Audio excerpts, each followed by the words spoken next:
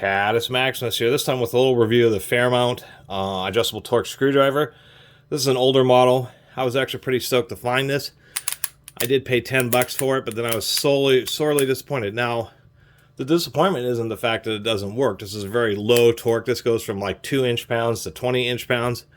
Pretty interesting design where you just twist it up to adjust the tension, and with this little lever, and then it flips over. Locks into little notches there, all aluminum body. So really like adjusting it, but man, I was having a hard time figuring out exactly, trying to see what was going on. Well, we have stamped in the shank. If we really adjust it way out there, we can see the graduations. Somewhere, there's one of the graduations. Wow, the biggest Achilles heels, they use this acrylic plastic piece, and there's a line there. Well, we can see where the graduations are starting here, but if we start retracting it, you can't see no graduations because it's the interior of this acrylic piece just ends up getting frosted and worn because, of course, as you're using the driver, let me turn this down again. As you're using the driver, that acrylic piece is wearing against the shank, is getting frosted, and then they pin the darn thing with a little roll pin, blind hole, so it's really difficult to remove.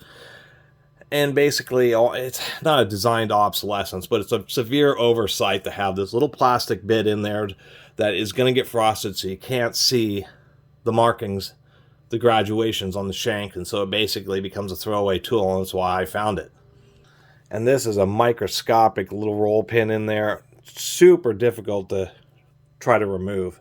And it's stuff like this why I would recommend the Japanese brand Tanichi, which I have a couple of. Now, as far as getting out tiny roll pins, this is about the best thing I've ever found, is try to find a screw that's just the right size that you thread in there. So try to get a little bit of a grip, and then use something like this to pry it out.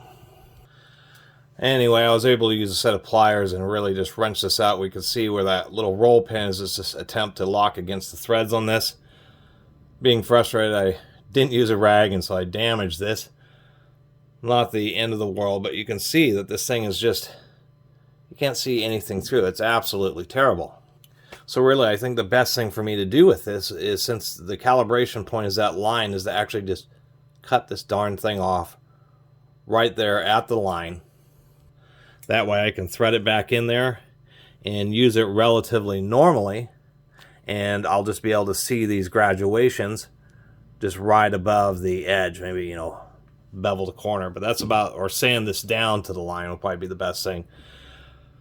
Really kind of unfortunate, but they should not have done this design. They should have just had some kind of little bracket in there. This isn't really used to support it. It's all supported internally. I assume that these two halves come apart.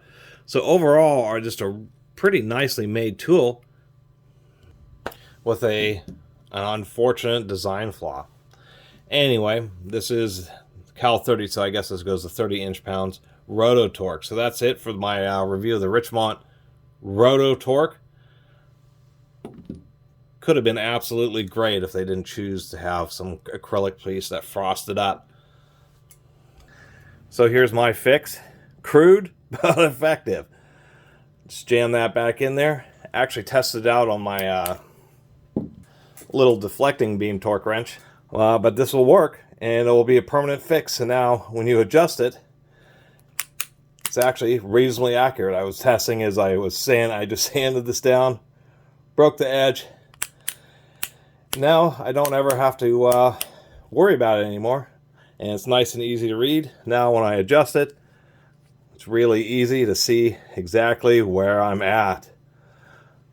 They never should have used an acrylic piece in there. That's really just an awful darn shame. But fortunately, with this little bit of brute force, I was able to bring this back in the line. And what's kind of neat is many of these, like the Tanichis, only work in forward, where this one will work both forward and reverse, which is kind of handy. Anyway, that's my little review and modification of the Richmont Roto-Torq adjustable torque screwdriver. Anyway, really appreciate everybody who's been watching. See you next time.